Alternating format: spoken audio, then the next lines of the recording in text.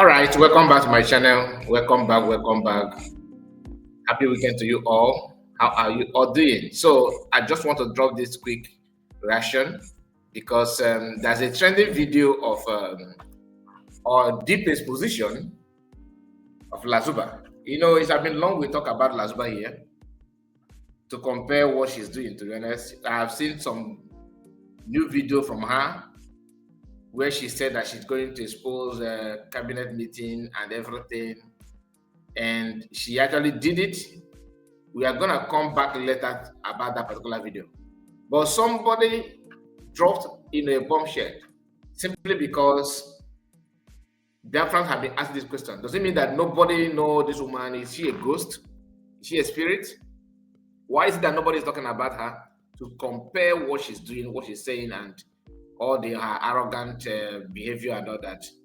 We have seen something to talk about simply because people that know her have decided to voice out. And not this issue is not about knowing her to hurt her, because we don't promote violence. We don't promote killing of anybody. But we all know that if she actually have family, or maybe she's in good time with her family, nobody would love to have a sister or a sibling like her that will come out every now and then and dish out life for fun, creating problem here and there.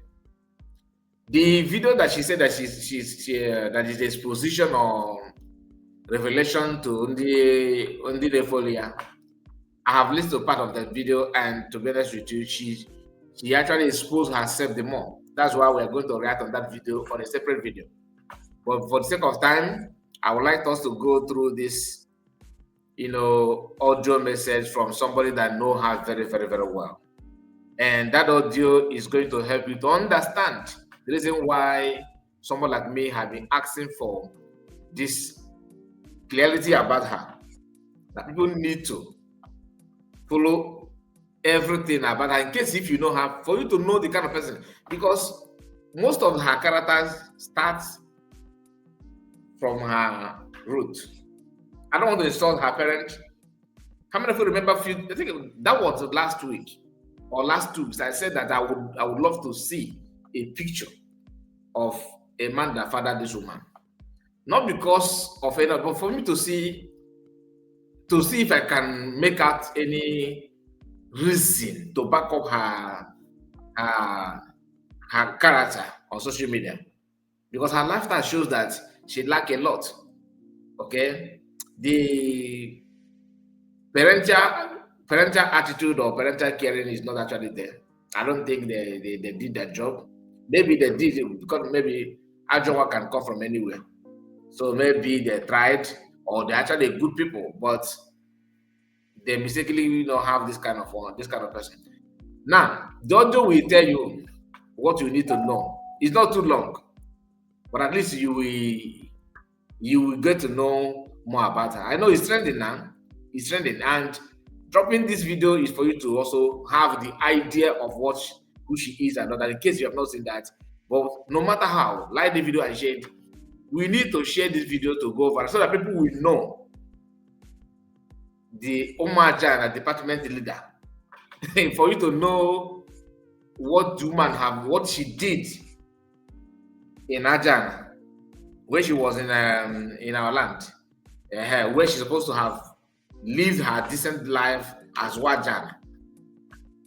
I don't want to waste much time. Just like the video and give me your ear while we go through this together to make sure that everything is the way it's supposed to be.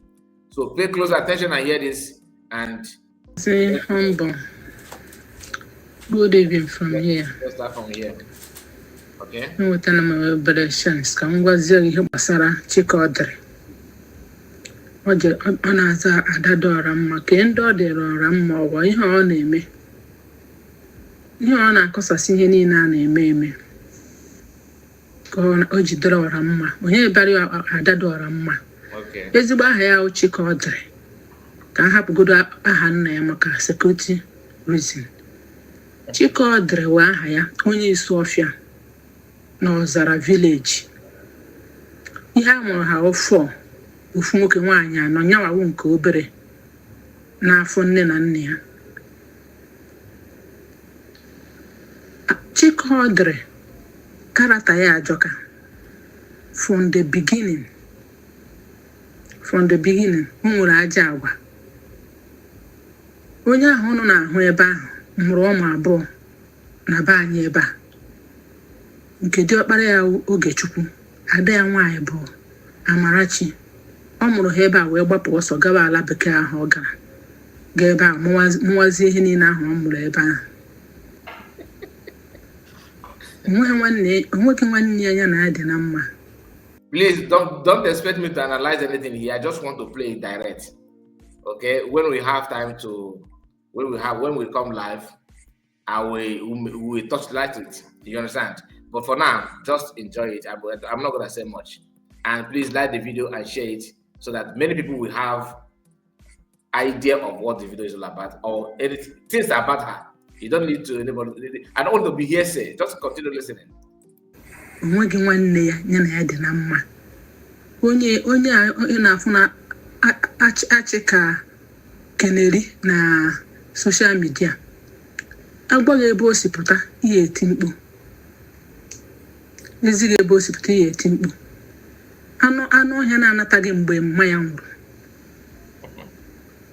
Ọ bịara ebe ahụ eti mkpu. As I talking to you now, dia onye nọrụ ya nọbụ ala bekee ebe a, o megidere ihe a na-eme ụmụ nwaanyị na-eme di ha na obodo oyibo. Nwoke hapụrụ ya obodo gbanatazie na Naịjirịa, nọzie na Naịjirịa, onye Igbo ukwu nụrụ ya nọ. Jụnwa nụọ nwaanyị lụọ na ebe a nwa birizie. That man nkịta wetere ndị be ha akwụkwọ, gbara nwanne ya nwoke akwụkwọ, ya bịa nyekwa ya ego ọ kwụrụ n'isi Chikaọdịrị, ada dị ọra mma. Na-akpụgharị nwanne ya nwoke, ya nyekwa ya ego ọ kwụrụ n'isi ada dị ọra mma, na ọ naghị anụzi n'ọnụ na nwaanyị. Otu ihe ọ na-ezuzugharị na social media. Otu ihe ọ na-apụta kịta na-eme ihe obi erukweghị ya na because case na-aga on n'isi ya kịta na Igbo ukwu n'isi ya. So ego ka emere n'isi agba ha nkwụ ya, onye ahụ efuru na-akọtọsi ihe ahụ ọ na-akọ ebe ahụ. So nwanne nwoke si mba na ọ na-asị ya nyekwa ya ego, na mgbe ọ gwara ya ndụ nwanne ya nwaanyị, ọkwa o were ya jekọrọ nwanne ya, nọ ya mere ya nwanne ya nwaanyị adịghị na mmadụ ụta ya na ụmụnne ya nwee nke ya na ya na-asịkọ. Sọnsọ ofu nwanne ya kịta ya na ya kwụ nke di ya nwụgoro. Di nke ahụ nwụ ha nọ kpọrọ nke ahụ kpọrọ Ogechukwu nwa ya Lagos ka ha nọ kpọpịa Lagos because Ogechukwu nwa ya kịta nọ 39 years, ọkwa na ọ babe 40 years. Then mgbe ahụ a na-eme ihe gbasara ihe IPOB, mgbe ahụ Ogechukwu nọ n'Isu Ọfịa, mgbe ọ na-ehọrọ ya ọsị ka ọ gaa nọ na-aga semina ndị IPOB. Mgbe ọ na-efuru ya semina ndị IPOB, nne na-ebute ego na-ebu ya ozukọtacha ego a enye ya na ihe ọ na-akpọ ọsị nnọkọ ezinụlọ oburubie Ogechukwu nke ahụ erichapụ. Then nwa ya wụ Ogechukwu nwe mgbe ọ kpọpụrụ ya Abidjan, emechaa omesịa ọpụ ebe ahụ achọnatakwa ya n'obodo, ya nọdụkwa n'obodo na-ezuzugharị because nwanne ya nwoke anụnwa nọ pọt ka ọ nọ. Nwanne ya nwoke a kpọrọ ya ihe niile ojekwa pọt ebe a zuzugekwa achọnatakwa ya na vileji n'Isu Ọfịa.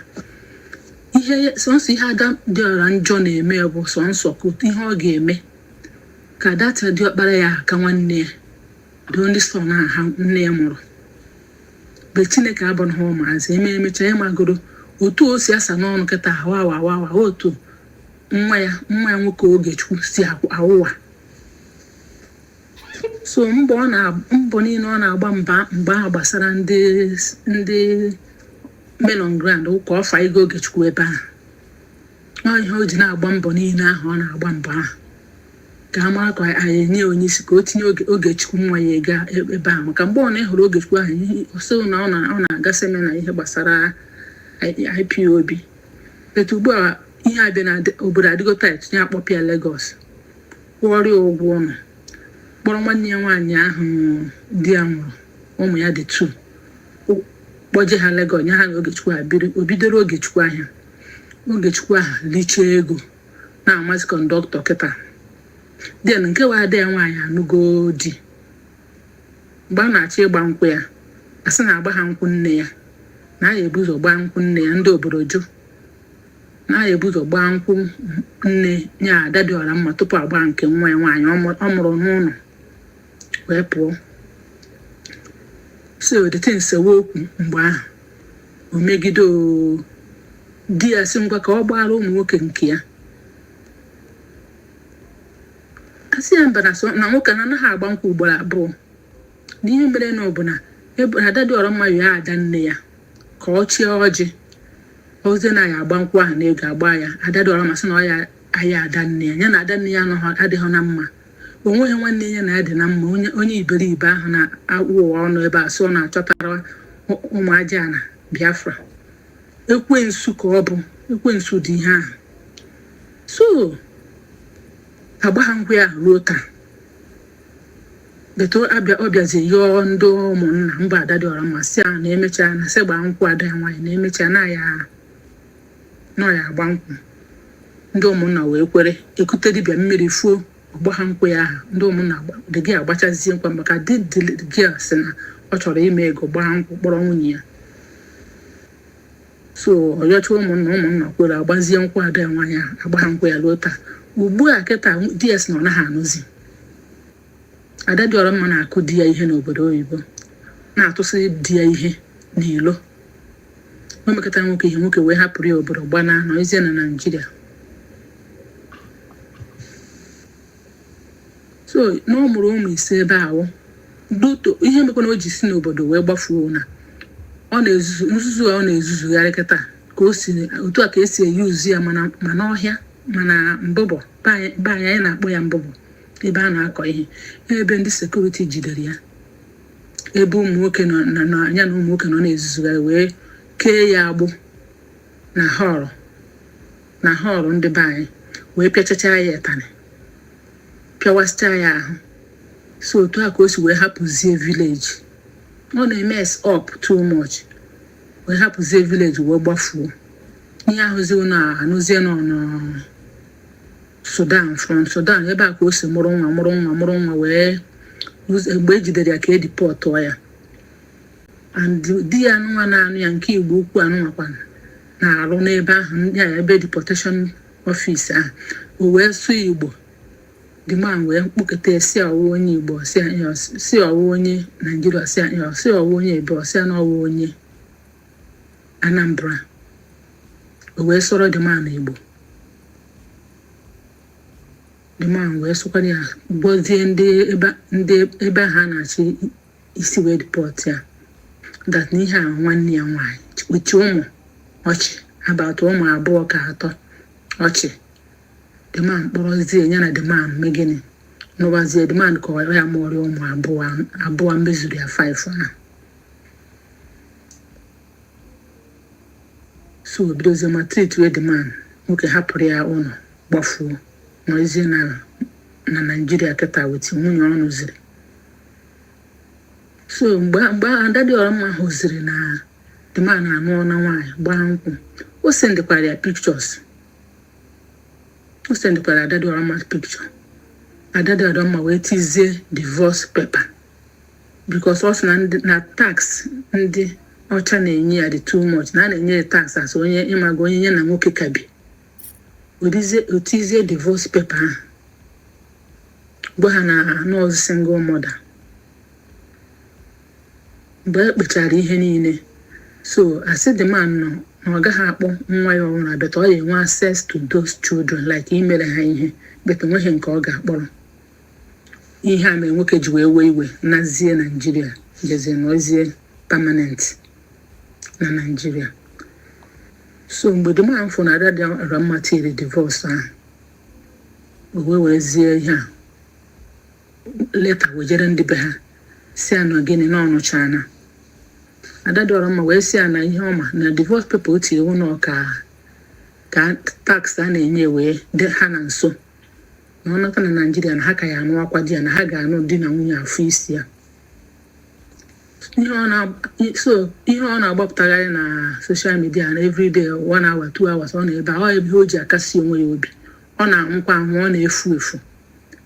Ebe efuru ya ịnụ elu okwu ya aka a na-elu ya aka and ọya ha na be ha nwanne nwoke ekwe ya bata ọ gaghị na Igbo ukwu ndị Igbo ukwu ajụ na ya ha sịkwa na ha achọghọzi unless ọya na even ọ gwara ụmụnne na ọnwụ si na ya na Sudan na onweghị ọsụna Sudan ka ọsụna France ebe ọ nọ na ọnwụ si na ya na France na onweghị ihe ọ na-anata na onwe onye o nwere ebe ọ na ha hapụrụ ya mgbe ndị sekuriti na-akụ ya ihe onwe zọrọ ya nụ n'ọhụ na onweghị mmadụ ihe ebe onye asịpụta imeri ya ebere ọ na-afụri ọnụ n'ebe ahụ o si su ọfịa ama mbe ha ama m ụmụnne niile ama m onye ọwa ọfụma isi ọfịa ka o si so hapụ ihe ọ na-akọ ka nkwudobe otu a ọ ka na-ezuzu na ma na-ewepụtasị ya one by one.